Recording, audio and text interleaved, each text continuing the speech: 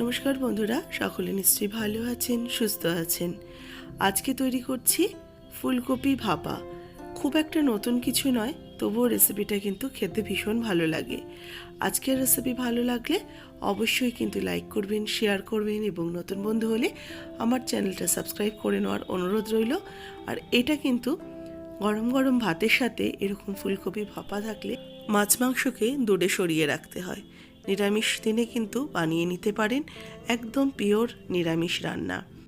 নতুন বন্ধুদের স্বাগত জানিয়ে পুরনো বন্ধুদের পাশে থাকার জন্য অনেক অনেক ধন্যবাদ জানিয়ে শুরু করব আজকের recipe. Welcome to Mimi's recipes. চলুন দেখে নিই কীভাবে তৈরি করছি আজকের এই ফুলকপি ভাপা। প্রথমে একটা ফ্রাইং প্যান বসিয়ে দিয়েছি। ফ্রাইং প্যানের মধ্যে আমি 1 টিস্পুন সর্ষের তেল দিয়ে দিলাম। তেলটাকে একটু ফ্রাইং প্যানের মধ্যে চারিদিকে ঘুরিয়ে নিচ্ছি। এবার এর মধ্যে দিয়ে দিচ্ছি ছোট ছোট টুকরো করে কেটে রাখা ফুলকপি। ফুলকপিগুলোকে একটু সাঁতলে নেব, সেই জন্য একটুখানি হলুদ গুঁড়ো, এই 1/4 টিস্পুন হলুদ গুঁড়ো আর সামান্য একটু লবণ দিয়ে ফুলকপিটাকে একটু ভেজে নেব। তবে খুব বেশি ভাজবো না, একটু হালকা ব্রাউন কালার আসা পর্যন্ত এটাকে একটু ভেজে নিচ্ছি।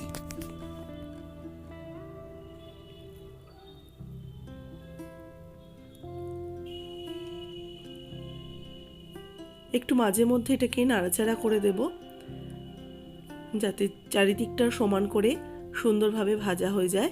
আর গ্যাসের ফ্লেমটা মিডিয়াম টু লোতে রেখে অবশ্যই এটা ভাজবো। 1 মুঠো মটরশুঁটি দিয়ে দিলাম এই ফুলকপির সাথে একটু ফ্রাই করে নেওয়ার জন্য। ফুলকপিটা দেখুন একটা সাইড থেকে একটু হালকা করে রং ধরতে শুরু করেছে। আর ফুলকপি ভাজার কিন্তু খুব সুন্দর একটা মিষ্টি ফ্লেভার বেরোচ্ছে।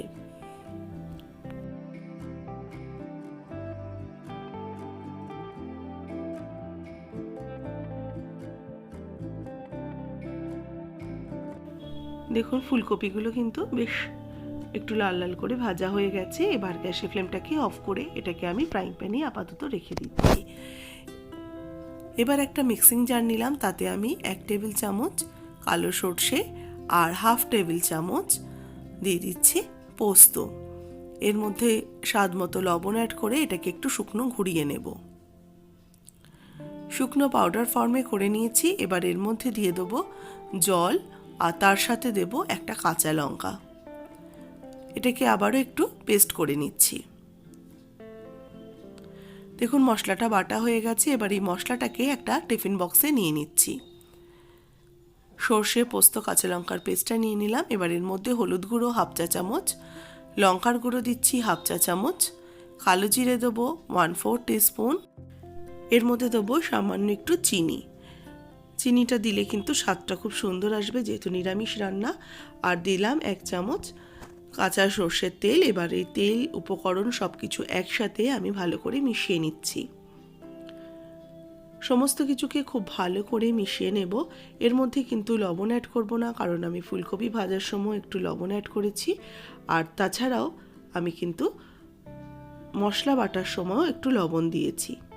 এবার একটু জল দিয়ে দিলাম মিক্সির জারটা ধুয়ে, দিয়ে ভালো করে মিশিয়ে নিয়ে ভাজা ফুলকপি আর মটরশুঁটিগুলো একসাথে দিয়ে দিচ্ছি। মটরশুঁটিগুলো আগে থেকে একটু ভেজে নিলাম, না হলে মটরশুঁটি কিন্তু, যেহেতু এটা ডাইরেক্ট হিটে হবে না, একটু ভাপা হবে, শক্ত থেকে যাবে, যেহেতু এটা মটর, সেই জন্য একটু ভেজে নেওয়ার সাথে সাথে কিন্তু মটরশুঁটিটা বেশ নরম হয়ে গেছে।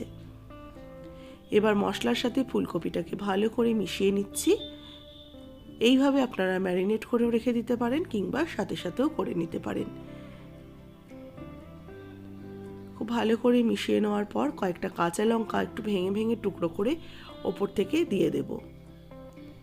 আর এর সাথে দেব 1 চামচ কাঁচা সর্ষের তেল। আরেকটা জিনিস দিতে আমি একদমই ভুলে গেছিলাম, যেটা হচ্ছে একটু কোচানো ধনেপাতা। একদম শেষে ধনেপাতাটা অ্যাড করে দিয়ে এবার টিফিন বক্সের ঢাকাটা আটকে দিচ্ছি। এবার একটা কড়াইয়ের মধ্যে আমি কিছুটা জল বসিয়েছি ভাপে বা স্টিমে বসানোর জন্য। এবার এই জলটা একটু গরম হয়ে গেলে আমি টিফিন বক্সটা বসিয়ে ওপর থেকে একটা ঢাকা দিয়ে দিচ্ছি। এবার এটাকে আমি 10 মিনিট এইভাবে স্টিমে রান্না করব। দেখুন এটা বেশ ফুটতে শুরু করেছে। এটা আমি 10 মিনিট এইভাবে মিডিয়াম টু লো ফ্লেমে ফুটিয়ে নিচ্ছি।